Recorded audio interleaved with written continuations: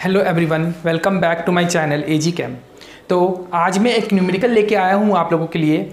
JEE mains 2013 में पूछा गया है। देखिए क्वेश्चन बहुत लंबा है, देख के लग रहा है बच्चे देख के घबरा जाएंगे, बट इसको सॉल्व करने में 1 सेकंड भी नहीं लगेगा। देखिएगा, मैं आप लोगों को बताऊँगा, 1 सेकंड भी नहीं लगेगा इसको सॉल्व करने के लिए। चलिए देखते हैं। तो सबसे पहले तो मैं ये बोलूँगा कि आप लोग वीडियो को एकदम एंड तक देखें। बहुत सारी ऐसी चीज़ें होती है जो मैं बताता हूँ, बच्चे अगर हाफ में ही स्टॉप कर देंगे तो उन्हें वो चीज़ें नहीं पता चलेंगी। तो देखते रहिए। देखिए क्वेश्चन क्या कहता है, क्वेश्चन बहुत लंबा है। तो क्वेश्चन क्या कह रहा है, a piston filled with 0.04 mole of an ideal gas expands reversibly from 50 millilitre to 375 millilitre, ठीक है, at constant temperature of 37 degree centigrade. As it does so, it absorbs 208 joule of heat. The values of Q and W for the process. Q और W की value पूछा है, तो आप लोग क्या कीजिएगा, इसमें देखो Ln और R की वैल्यू दी हुई है। Ln और R की वैल्यू दी हुई है, क्वेश्चन में गिवन थी, वो मैं नहीं लिखा हूँ क्योंकि उसकी हमें ज़रूरत ही नहीं है। क्वेश्चन इतना लंबा है, बच्चे क्या करेंगे, W का फार्मूला लिख के, रिवर्सिबल का मैंने ये जो फार्मूला लिखा था 2.30 nRT ln v2 by v1। कुछ स्टूडेंट्स क्या करेंगे, ये फॉर्मूला लगा के सॉल्व करने पूरा बैठेंगे। इसको सॉल्व करने की ज़रूरत नहीं है, बिल्कुल दिमाग से काम लीजिएगा। देखिए यहाँ पे क्या बोल रहा है, it absorbs 208 joule of heat, मतलब अमाउंट एब्जॉर्ब कर रहा है। मैंने आपको बताया था जब कोई भी सिस्टम हीट एब्जॉर्ब करता है तो वहाँ पॉजिटिव क्यू लिखते हैं। तो देखिए एक चीज़ तो हमें पता चल गई, Q equals two plus 208 joule होगा, ये बात हमें पता चल गई है। तो नेगेटिव जहाँ दिया हुआ है वो ऑप्शन को तो डिस्कार्ड कर दीजिए, ये दोनों तो होगा नहीं कभी। अब इन दोनों में देखिए वैल्यू सब में सेम दी हुई है, इसीलिए जो ट्रिक मैं बता रहा हूँ वो यहाँ काम करेगी। अब तुम देखो गैस क्या कर रहा है, एक्सपेंड कर रहा है, एक्सपेंशन ऑफ गैस हो रहा है, मतलब सिस्टम वर्क कर रहा है, work done by the system हो रहा है, ठीक है। Work done by the system तो मैंने आपको बताया था कि नेगेटिव से रिप्रेजेंट होता है, -W होता है। वर्क डन अगर सिस्टम करे तो वहाँ -W होगा क्योंकि सिस्टम थक जाएगा, मैंने आपको बताया था, एनर्जी लॉस होगी सिस्टम की। तो देखो तुम यहाँ पे -W जहाँ पे है वो आंसर हमारा होगा, तो -W यहाँ पे है, इसीलिए ये ऑप्शन टिक करके आ जाइएगा। बिल्कुल भी सॉल्व करने की जरूरत नहीं है, दिमाग से काम लीजिएगा। एक्सपेंशन बोल रहा है इसलिए -W हो रहा है। अगर कॉम्प्रेशन की बात करता, कॉम्प्रेस करते, work done on the system करते, work done on the system करते तो W वहाँ पॉजिटिव होता। यहाँ work done by the system है इसलिए W नेगेटिव है। तो ये इतना सिंपल क्वेश्चन था 4 मार्क्स का जेईई मेंस 2013 में। तो इसी तरीके से दिमाग लगा के आगे बढ़ेंगे। चलिए आज मैं पढ़ाऊँगा आप लोग को first law of thermodynamics, internal energy भी बताऊँगा, जितनी भी जानकारी है इंटरनल एनर्जी के बारे में वो सब आप लोगों को मैं दूंगा आज। तो बने रहिए मेरे साथ लास्ट तक वीडियो में। वीडियो रुक गया था चलते चलते, तो फ़ोन ज़्यादा हीट हो गया था, इसलिए मुझे फिर से वीडियो फ्रेम करना पड़ रहा है। तो जहाँ से लेक्चर छोड़ा हूँ वहाँ से फिर से स्टार्ट करता हूँ। तो न्यूमेरिकल हमने कर लिया है, इंटरनल एनर्जी में आपको बता रहा था। चलिए इंटरनल एनर्जी बताता हूँ आपको। तो देखिए इंटरनल एनर्जी को हम लोग ई से रिप्रेजेंट करते थे। पहले हम लोग इंटरनल एनर्जी को ई से रिप्रेजेंट करते थे।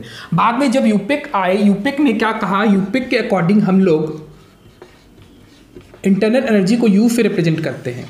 देखिए जानना सब कुछ जरूरी है, इसलिए सब छोटे छोटे पॉइंट्स जितने भी हैं सब आपको मैं एक एक करके बता रहा हूँ यहाँ पे।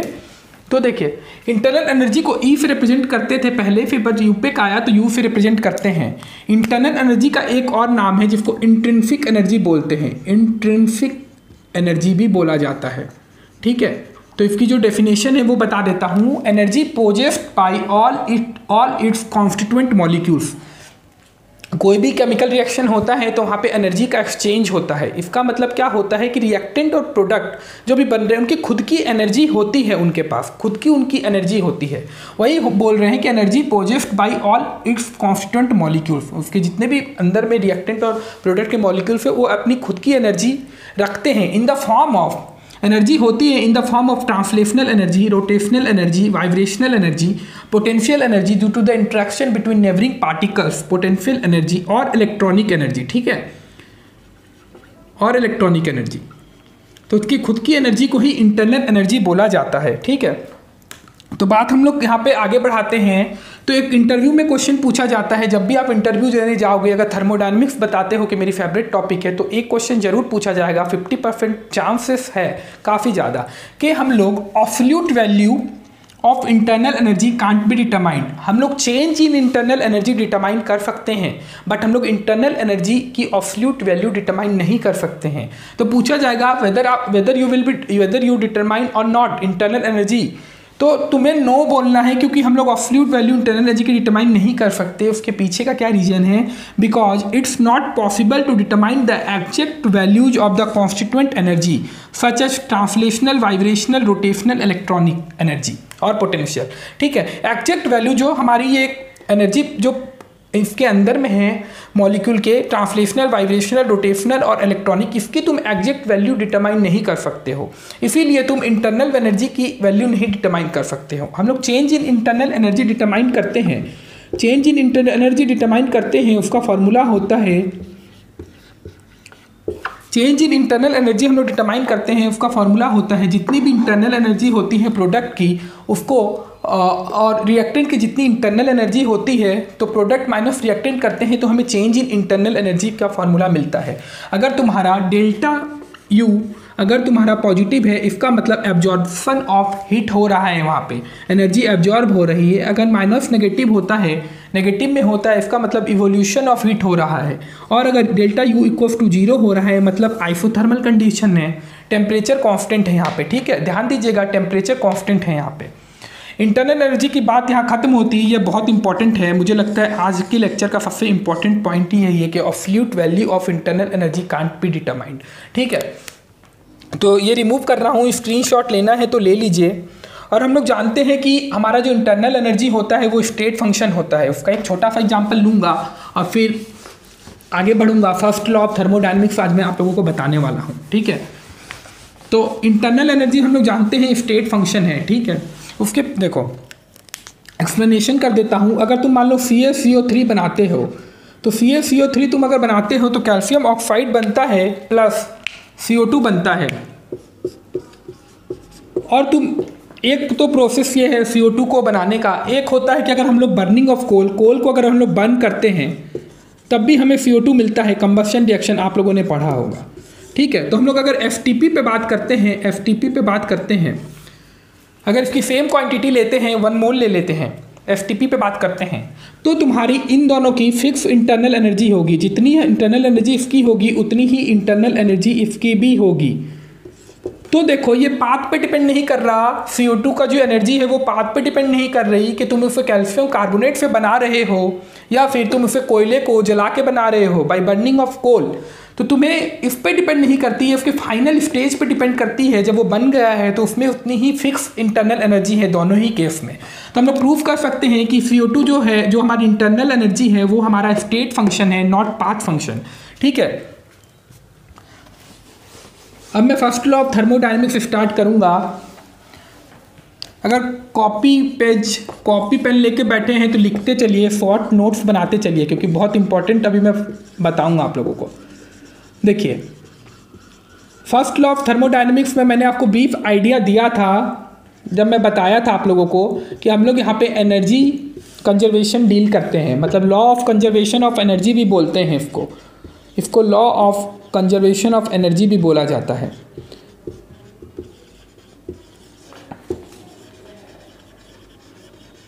देखिए, कोई भी एनर्जी प्रोड्यूस होती है, इसका मतलब होता है कहीं ना कहीं दूसरी एनर्जी कंज्यूम हो रही है। रेडॉक्स रिएक्शन भी मैंने आपको बताया था, इलेक्ट्रोकेमिस्ट्री जब मैं पढ़ा रहा था तो मैंने आपको बताया था कि इलेक्ट्रिकल से केमिकल एनर्जी का कन्वर्जन होता है और केमिकल टू इलेक्ट्रिकल एनर्जी का कन्वर्जन होता है। मतलब एक एनर्जी खर्चा होगी तो दूसरी हमें मिलेगी। तो वही बात है कि law of conservation of energy मतलब यूनिवर्स की जो एनर्जी होती है वो कांस्टेंट होगी। यूनिवर्स की जो एनर्जी होगी वो कांस्टेंट होगी। यूनिवर्स बोले तो सिस्टम प्लस सराउंडिंग। पहला लेक्चर में मैंने आपको बताया है, मैं तो यही कहूँगा कि जो भी लेक्चर आज देख रहे हैं वो पहले लेक्चर से देखते हुए आइए तो ज़्यादा क्लियर होगा। ठीक है, तो ये बात होती है कि यूनिवर्स की एनर्जी कांस्टेंट होती है। तो फर्स्ट लॉ है हमारा, वो कहता है कि energy can't be created neither be created not be destroyed, it can change its form from one form to another. मतलब एनर्जी कभी भी हम लोग खुद बना नहीं सकते, क्रिएट नहीं कर सकते और डिस्ट्रॉय भी नहीं कर सकते, ये अपना फॉर्म चेंज करती है वन फॉर्म टू अनदर। तो energy can't be created not be destroyed, it can change its form from one form to another. First law of thermodynamics से हम लोग इक्वेशन डिराइव करेंगे जो कि फर्स्ट लॉ बोला जाता है। चलिए देखते हैं। तो इसको रिमूव कर रहे हैं, इतना आप लोग समझ गए होंगे। चलिए, तो कोई हमारा सिस्टम है सपोज कीजिए जिसकी खुद की इंटरनल एनर्जी U1 है। ये जब Q amount of heat absorb कर लेगा तो प्लस Q से रिप्रेजेंट करेंगे, क्योंकि यहाँ पे एनर्जी हीट एब्जॉर्ब कर रहा है। अगर हीट बाहर निकालता तो हम लोग माइनस Q से रिप्रेजेंट करते, बता चुका हूँ। अब इस पर हम लोग W amount of work done करते हैं, सिस्टम पे वर्क हो रहा है तो W पॉजिटिव होगा, तो हमारी जो फाइनल एनर्जी हो जाती है सिस्टम की वो U1 plus Q plus W हो जाता है। तो ये हम लोग बोल सकते हैं U2, मतलब फाइनल जो स्टेज है, इनिशियल स्टेज की U1 है इंटरनल एनर्जी, फाइनल की हमारी U2 है। तो U2 क्या होगा, U2 equals to U1 plus Q plus W होगा। अब तुम U2 माइनस U1 को इधर ले जाओ तो Q प्लस W होगा, और change in U2 minus U1 equals to change in internal energy. तो U1 equals to U delta U equals to Q plus W। ठीक है, ये हमारा फर्स्ट लॉ ऑफ थर्मोडायनेमिक्स है, बहुत इंपॉर्टेंट इक्वेशन है।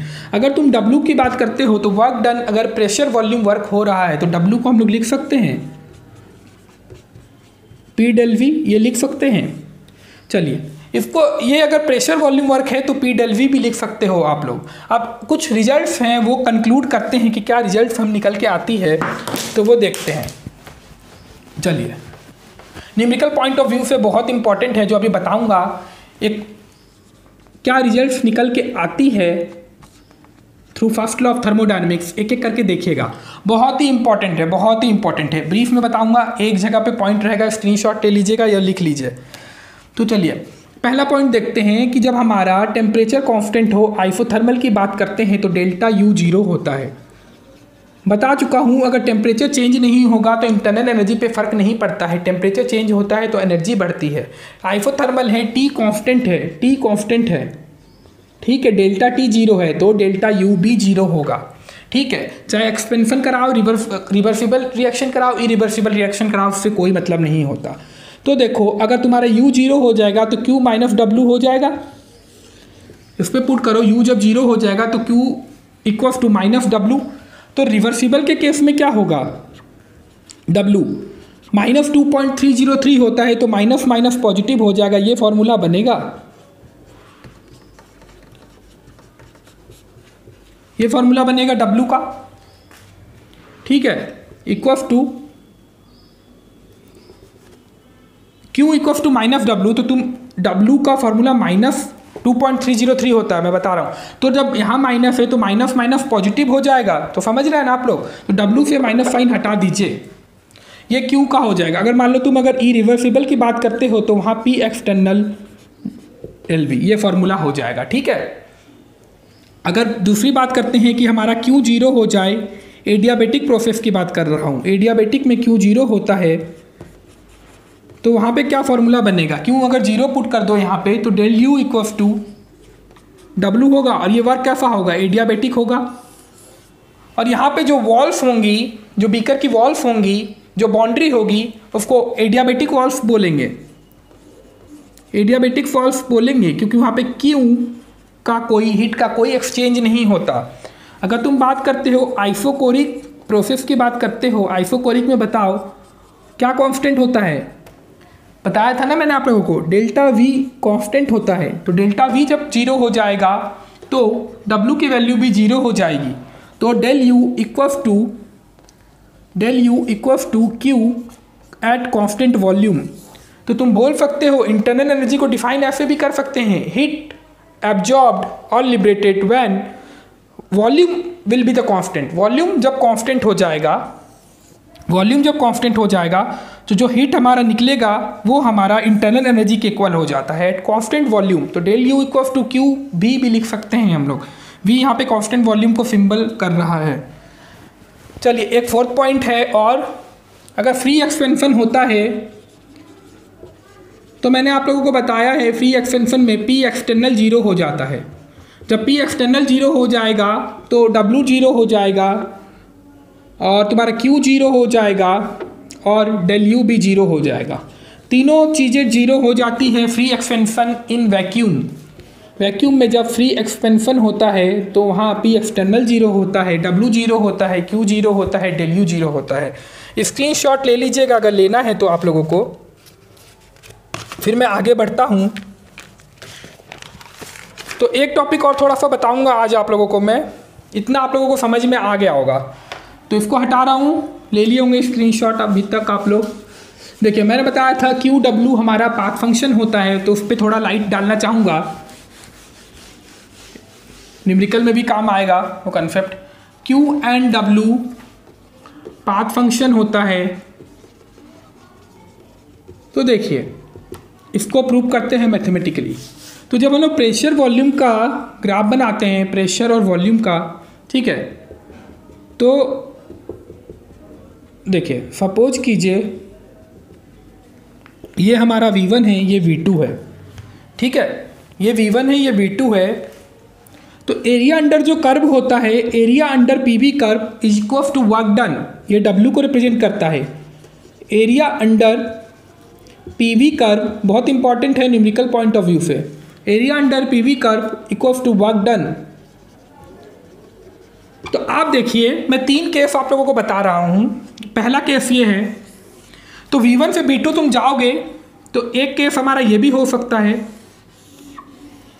V1 V2। तो ये जो एरिया है ये W को रिप्रेजेंट करता है PV कर्व में, ठीक है। एक और केस हो सकता है,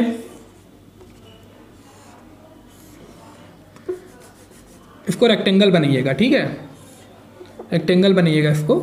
तो V1 V2 P area under curve represents W, ठीक है। तुम तीनों केस में देखो वर्क डन हमारा अलग होगा, एरिया अंडर कर्व अलग है, तीनों केस में अलग है।